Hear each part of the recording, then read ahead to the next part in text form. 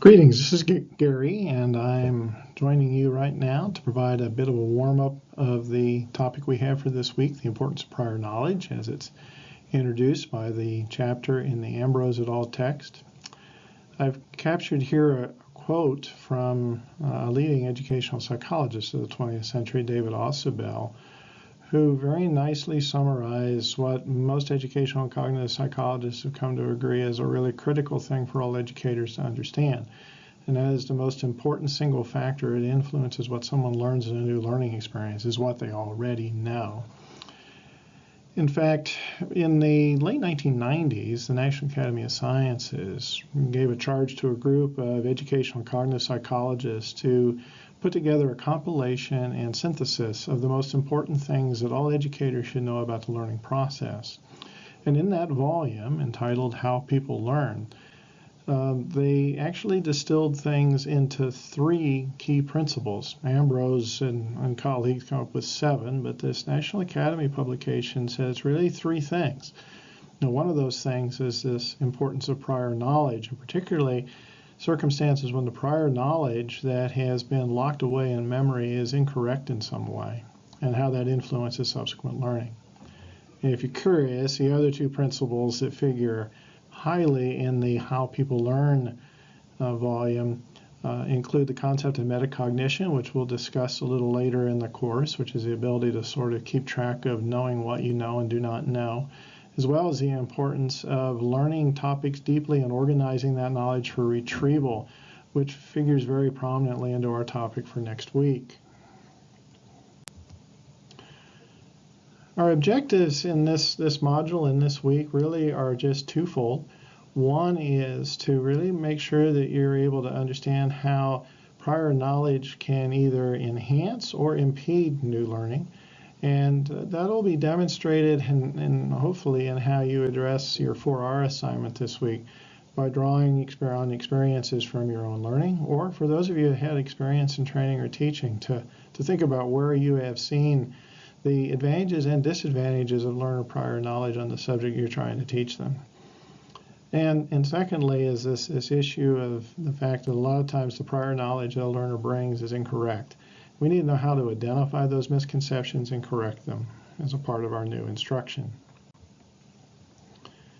To give some idea of the prior knowledge that learners can bring and how that may be erroneous, let me pose this question to you from geology. Remember, most of my academic career has been in teaching geology, and this is an example of a question given introductory geology students in the first week of class.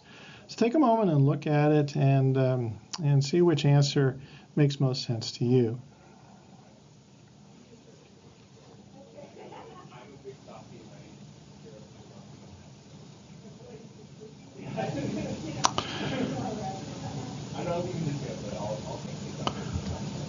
So, did you pick D? Because that is actually the correct answer. And it actually relates to learning in the United States science standards that has for a long time been rooted in middle school level education. And so we would anticipate that a student would come into a college geology class knowing that as you go deep into the earth, it's hotter down there. The material, because of the high pressure, is packed together more densely as a dense solid. And we might make the assumption that we could start instruction in our geology course with students knowing that. But in fact, when we do test students on that information at the beginning of a course here at UNM, we find that scarcely half the students have that notion correctly stored in their brain. So let's take a look at what this might mean in terms of how a misconception might arise. Well, the first thing we might notice in looking at the various answers is they really focus on, first of all, understanding where it's getting hotter or colder as you go deep within the earth. And in fact, almost a quarter of the respondents think that the internal temperature is colder than at the surface. Why would that be? Undoubtedly, it comes from our experience, and this is where a lot of prior knowledge comes in, either enabling or impeding acquisition of new knowledge. It's what we've actually experienced concretely in our own lives. We know that when we're out on the surface of the earth where we live every day, that it's warm when the sun is shining. We feel that warmth. We think of the sun as being a source of warmth.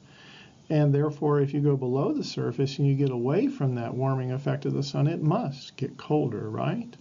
And isn't that consistent with our summer vacations to caverns and caves, where as we descend into the depths, it's colder? But actually, this is contrary to what we know about the interior of the Earth, because we're mistaken in thinking that Earth's internal heat is derived from absorbing solar energy. It's actually generated from inside the Earth through processes of radioactive decay. But what about the 30% of the students that agreed that it got hotter as we went deeper into the Earth, but they kind of over-exaggerated it? They thought it was entirely molten or so hot that it was gaseous. And this is actually contrary to what we know from the properties of earthquake waves moving through the Earth, which show that almost most of the interior of the Earth is solid and very dense. But why would we come up with this idea of a molten and gaseous interior? Well, to a large extent, it probably comes with our fascination in popular media and in news reports of spectacular erupting volcanoes like these in Hawaii, which are belching out molten lava and gases into the atmosphere that give us this impression that everything down there must be molten and gaseous and can explode through to the surface at any time. But actually, we know geologically that this isn't really the case. It's very difficult to come up with the right geologic conditions to produce molten magma to feed volcanoes, and that's why volcanoes don't occur very widespread on the Earth. So what this essentially is telling us is knowledge is always associative. When we are exposed to new information, we always try to link it to our existing mental models and to how we organize information cognitively in our brain. And that sort of organization is our topic in the next chapter, in our next week of the course. And it's important to understand, therefore, that teaching isn't about pouring knowledge into the empty brains of the learners. No matter how esoteric the subject, there's usually some basis for intuition or insight that the learner has already got in the brain, and the brain always wants to use that existing insight, intuition, knowledge as a basis to connect and grab onto the new information that's coming in. And so the previous knowledge is always being linked to new information. And in many cases, that's compatible.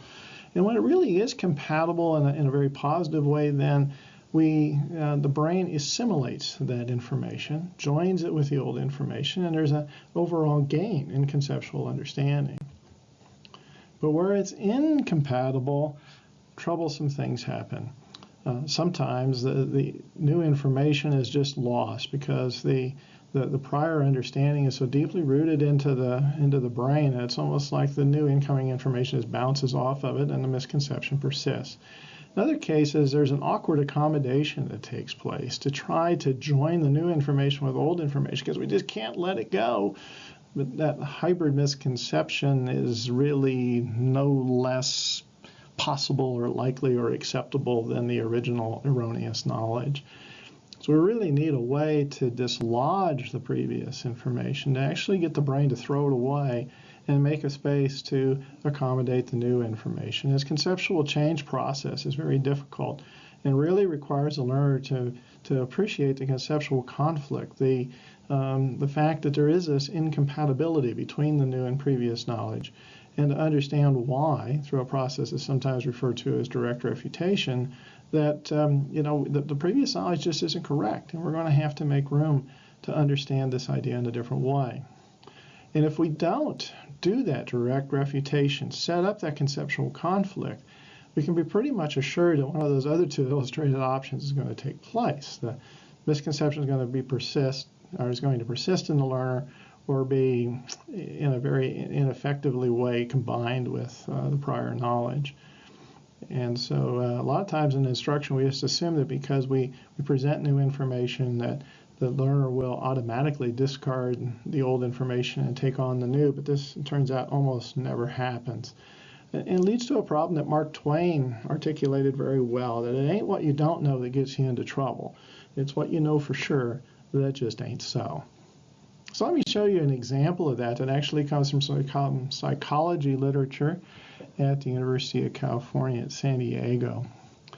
During the course of the semester, the students were exposed to a number of popular ideas about how the mind works. And it turned out a lot of these things are very popularly presented in the popular media and turned out to be wrong. And so first, there was a pretest at the beginning of the semester where the students were asked essentially a series of statements and were asked, is this statement true or false? Now, those statements have been highly paraphrased here. For instance, the students might be asked, true or false? Most of the time, humans only use 10% of their brain. Or true or false? If a woman listens to classical music during pregnancy, the infant will be born with a higher intelligence. And so the students responded to these statements, true or false, and it turns out in the context of how they've been paraphrased here on this graph, all of them are false statements. But the actual accuracy of the students to pick up on that from their previous knowledge base was very poor, except for one of the 6 topics. Then the course was taught, and 3 of the topics were taught in a very traditional way. In terms of how the text was written and how lectures were presented that presented the psychological knowledge and research basis for each of these very correctly. But at the end of the semester on those 3 topics, there really was very little change in the students' conceptual understanding. For the other 3 topics, a refutational approach was made, both in terms of the lecture and the way in which the text was presented. So, for instance, coming back to the Mozart effect, the text in the lecture might say something like, many people think incorrectly that listening to classical music during pregnancy increases the intelligence of the child when born. The research results shown here are completely inconsistent with that. And therefore, psychologists think instead, blah, blah, blah. So that's how the refutational structure is undertaken to produce dissonance in the learner between what they already know and new information that is then presented. And in that sense, conceptual change took place, and the misconceptions were to a significant extent removed. So some ideas to think about as you go through this week is to consider past experiences where what you already knew about something coming into a learning experience either helped or hindered that new learning. And think about such a situation and think to yourself, how did I first come up with that prior knowledge? How might I have come to learn something that helped me? Or in particular, where did I acquire misconceptions that were difficult for me to rationalize with new information that I was learning? Whether in your role now or in the future, if you're in situations where you're a teacher or a trainer, how might you actually identify what your learners already know? Because that's really critical. If the most important thing to a new learning experience is what you already know, then how can we as educators walk into situations of trying to teach somebody something if we don't know what they already know? And how can you then use that recognition or identification of what the learners know to connect with the experiences in new learning that you intend to use? How could you essentially change learners' misconceptions? So those are some ideas for you to think about, and I will look forward to seeing how you come up with some reactions and reflections to the reading and share those with us in your 4-hour assignments this week. And as always, if any questions come up, just fire them in my direction, and I will look forward to engaging with you about them. Have a great week. Adios.